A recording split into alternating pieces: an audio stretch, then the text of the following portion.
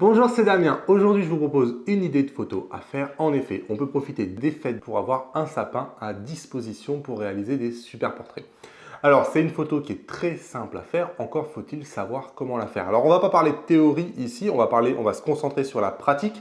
Je vous montre le genre de photo que je vous propose de réaliser. Alors, c'est une photo qui utilise ce qu'on appelle le bokeh. Le bokeh, c'est l'arrière-plan qui devient très flou.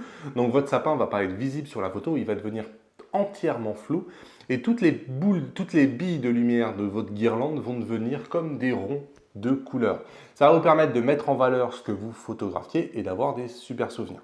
Alors, pour réaliser ce genre de photo, vous devez utiliser le mode A de votre appareil photo. Donc, regardez la molette qui est sur le dessus et mettez-vous en mode A. Ensuite, vous devez utiliser la plus grande ouverture de votre appareil photo. Si vous ne savez pas ce que c'est, retenez juste que vous devez tourner la molette, qui est en général derrière l'appareil photo, le plus à gauche possible. Donc ça va vous donner la plus grande ouverture de votre appareil photo. Si vous avez un Fujifilm, vous devez mettre la molette des vitesses sur la position A et vous sélectionnez sur votre objectif avec la bague des ouvertures le plus petit chiffre. Donc ça peut être 3.5, ça peut être 2.8, ça peut être 1.4 et même 1.2. Pour faire la photo ensuite, c'est vraiment pas compliqué. Vous mettez le sapin que vous allumez et ensuite vous mettez ce que vous voulez photographier, donc vos enfants, vos parents, quelle que soit la photo que vous voulez faire. Vous laissez une distance à peu près de 3-4 mètres.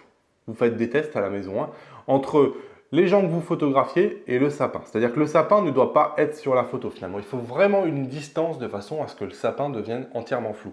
Ensuite, pour les photographier, vous zoomez à fond avec votre objectif. Et donc vous allez cadrer principalement au niveau des têtes. Donc essayez pas de faire des portraits qui soient trop larges, etc. Donc vous pouvez couper directement au niveau au pire du bassin s'il y a vraiment un grand groupe.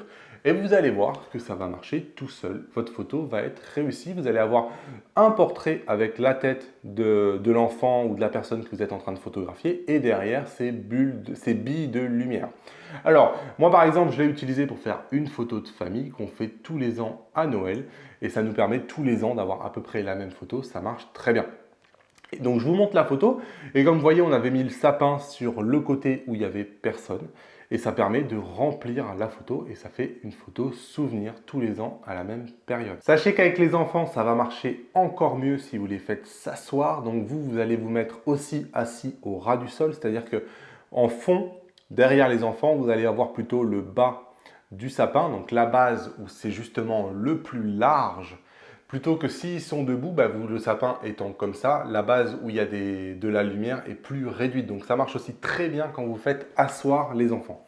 Allez, on fait une démo rapide pour que je vous montre en pratique comment on fait. Vous allez voir, c'est très simple. Allez, donc on va profiter du sapin avec des guirlandes lumineuses, vous voyez. J'ai à peu près 2 mètres entre ce qui représente ce que je veux photographier ici pour la démonstration et le sapin.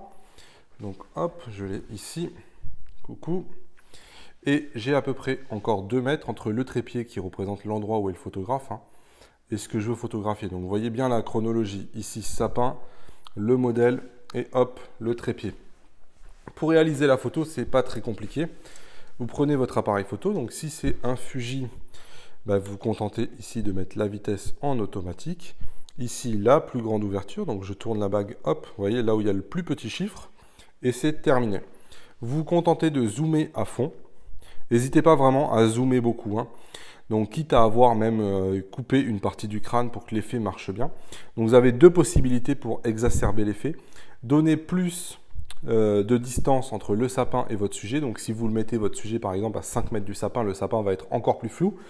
Et ensuite, vous zoomez encore plus. Par exemple, dans mon cas, je peux me rapprocher un tout petit peu de mon sujet. Hop. Comme ça, par exemple, vous voyez. Ça va me donner une photo qui sera encore meilleure.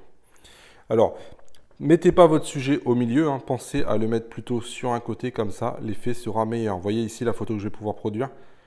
Hop, j'ai une super photo avec un beau flou d'arrière-plan. Donc la photo est réussie. Sachez que si vous n'avez pas un Fuji, hop, vous avez juste à vous mettre sur le mode A, comme je vous le montre ici.